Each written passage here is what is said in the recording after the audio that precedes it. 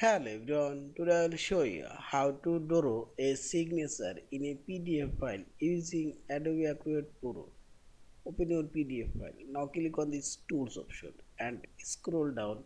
Here you will find this fill and sign option. Click here and here you will find this e-signature, electronic signature and this normal signature. Click on this sign yourself. Now select add signature. Click on this plus option.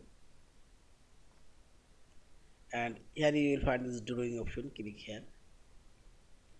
Now draw a signature name. Here you can draw a signature.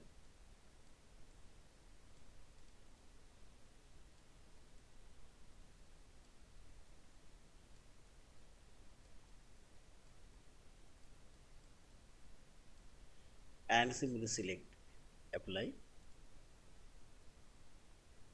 and drag it or you want to put your signature, and you can increase decrease the signature size. Also you can change the signature color. You can make it red color or so. Yeah, this is in this way you can draw signature on your PDF file.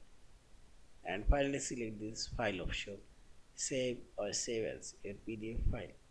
Thank you for watching. Please subscribe, like, share and comments.